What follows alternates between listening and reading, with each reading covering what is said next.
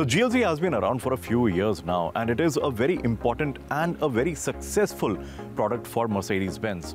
Globally, this nameplate has done over 2.6 million units, and even in India, where the luxury market is not all that great in numbers and not as evolved as some of the other global marketplaces, this model has done over 13,000 units, which is not a small number. This is now in its second generation, and as you can see, it looks a whole lot different. It also goes very differently, and there is a lot of change on the inside and in terms of features as well. And that's exactly what we are going to be unpacking in this drive report. In terms of design, the new GLC has a lot of soft aggression about it. I think the grille section has a lot to do with that. And even along the sides, as you see, it's got a little fluffy and a little bit more rounded. But at the same time, the overall stance and balance is very, very nice. And as you move towards the back, the tail lamp treatment is pretty much in sync with the rest of the cars in Mercedes portfolio. Very sleek design and overall, a very smart looking SUV. The cabin of the GLC feels reminiscent of the C-Class, and everything that you see, you touch, feel has a distinct C-Class statement about it. But it fits very well with this SUV body shape and does not really feel out of place or unworthy of such a product. The material quality is absolutely lovely and everything feels very high grade in here. The dash top, that's done in leather, and the best part is that there is hardly any reflection of it in the windscreen, so driving even in peak daylight is never a concern. The systems are all the latest hardware-software combination. There is a massive 11.9-inch main screen right in the center that controls almost all the features of the car and doubles up as an infotainment unit. The GLC is also the first SUV in Merc's range to get the latest MBUX system, which runs the latest NTG or New Telematics Generation 7. It's all about vertically stacked waterfall type, huge 11.9-inch screen in this one, and the sizes go up as you go higher up the segments. So for example, the S has an even bigger screen, and then as you go further up to EQS, you get the massive 55-inch hyper screen. Everything about the car is in the menus, the driver assist functions, the interior lighting options.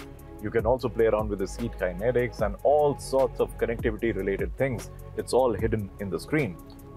The good thing is that the screen is very good to use and you can also control it with the buttons on the steering wheel. But the disadvantage is that you really have to take your eyes off, get into the menus and the sub-menus, and then get into the desired options that you want. This will never beat physical buttons. I think if you have physical buttons for some of the most basic things, that is always going to be at an advantage over everything in the screen itself.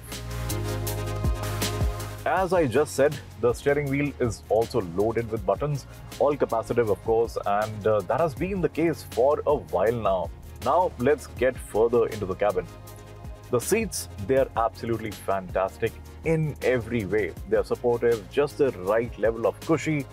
If I have to pick on it, I would say that massaging seats could have at least been an option. But other than that, there is nothing really to fault, and these seats are going to be absolutely lovely for long drives as well.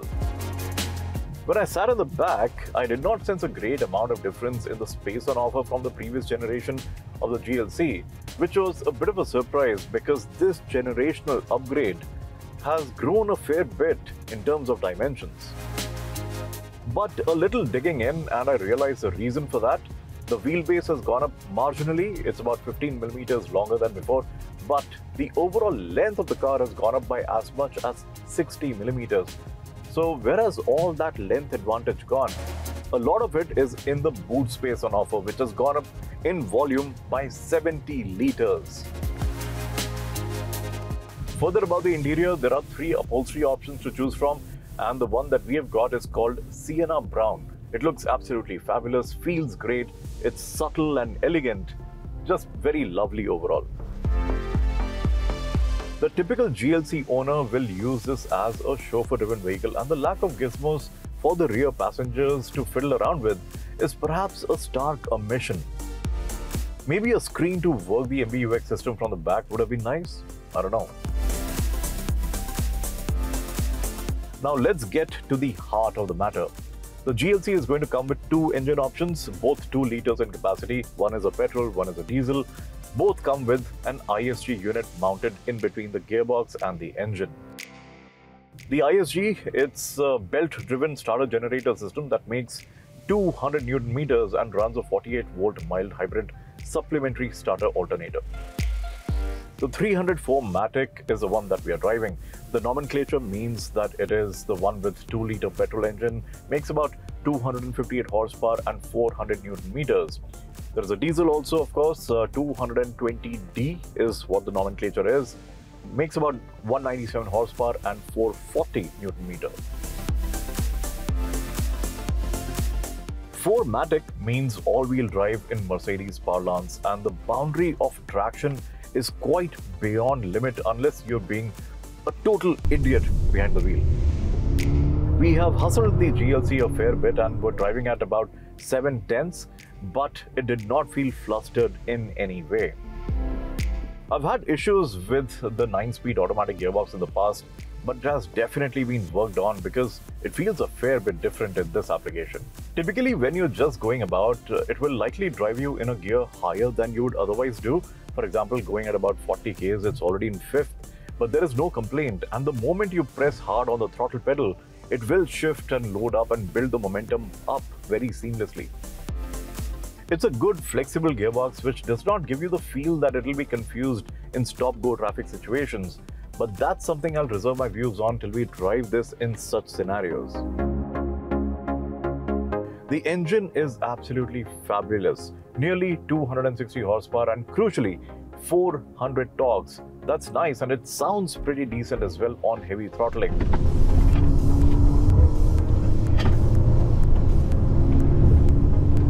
It's an engaging engine, there is plenty of performance on offer, and it also is very civil when you just are normally going about. The ride is absolutely beautiful as well. Great compliance, very linear in its vertical movements, and even sudden steering feeds and load shifts are handled with great composure. A big highlight about this car is the comfort that it offers from all the elements combined. Whether it's tires, seats, and the suspension, everything is fantastically done. But the biggest smile-forming piece of this package for me is the steering. The response is direct, it's intuitive, and it flows in a very beautiful manner. There is never a moment where you feel that the steering is not really giving you enough in form of response. Is it loaded with feel? Not at all, but it's got the right amount of heft and a great balance of directness and playfulness. The GLC also comes with the ADAS suite, as is now the norm with a lot of cars. The level 2 basically offers you lane keep and lane departure warning system. It also has collision mitigation warning, and it is going to apply emergency brakes if it senses that there is something just coming in front of the vehicle. The GLC also gets an off-road package. It's of course traction based. You get very nice things in the central screen, or you also have that same feed in the screen in front of the driver. It gives you how much of a tilt the car is experiencing and how much of a throttle application there is. So yeah, it's a great graphic to have. It's a great graphic to enjoy. The GLC was always the main target in its category. The BMW X3 or the Audi Q5, they had their own great attributes, but the GLC did almost everything very well. With this new GLC, the boundaries have been shifted a lot further ahead. It is very comfortable, the engine is lovely and engaging enough, the steering is fantastic, it is loaded with tech, and despite some big features missing, it is not barren in here by any measure. This is, I think, set to shift the benchmarks a little bit more.